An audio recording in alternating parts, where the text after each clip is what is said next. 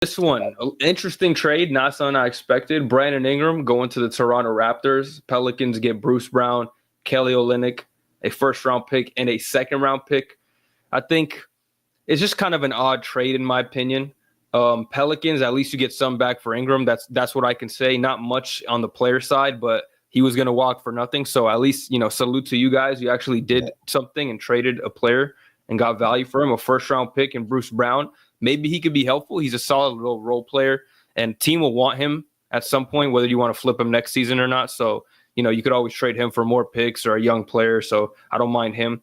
And Brandon Ingram going to the Raptors, I don't really know if I like the fit personally. I think they have too many players kind of hovering in that same tier, that tier 2, tier 3 with Scotty Barnes, RJ Barrett, Emmanuel Quickley. Now you got Brandon Ingram. I think all of them are like not the number one option type of player. Scotty Barnes obviously being the closest to that, but he's more of an all-around type of player. So, still young.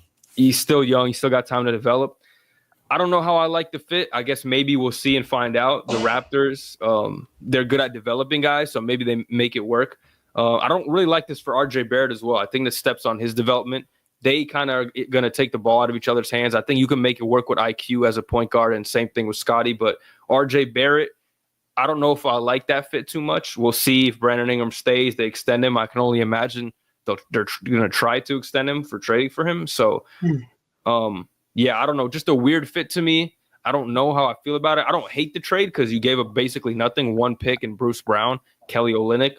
But it's just going to be interesting to see like how this works out because I don't know if I like it too much. I saw them talking about this team as like a super playing team. After Ingram, the ultimate playing team. Dude, I want Ingram to go like to a contending team so bad because I still fuck with Ingram. But like, he's in Toronto, bro. There's nothing to do over there. Yeah, I mean, the way that the market was set up right now, I feel like his availability wouldn't have really helped teams with how like teams are constructed right now. So the Raptors said they took a shot with him. They're the definition of upper mid, and I guess they're going to try to build that. And then their record's not too high right now, right? They're pretty low. Oh, I would have rather had Ingram go to like the Warriors or something, bro. Yeah, they only have 16 wins this year, so you can get somebody in the draft, try to build your roster, do free agency, and have a shot next year because you still have players that are really good individually from a skill perspective. You got a solid coach that can put them together and see what you can build with them. And then you have a high draft pick, so building for next year and have a chance to be the Chicago Bulls of last year.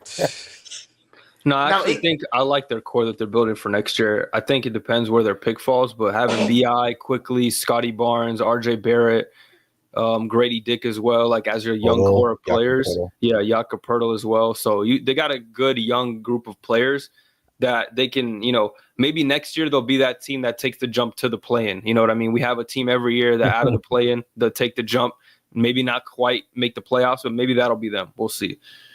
Yeah, maybe I'm thinking they're probably trying to construct their team as the Cavs. Cavs clearly have more talent and a superstar player in Donovan Mitchell. So it's kind of different, but that's kind of the team makeup I can see with the players that they have now. Interesting. Yeah, I mean, Scotty Barnes and Mobley, same draft class. All right. That draft class might go down as generational.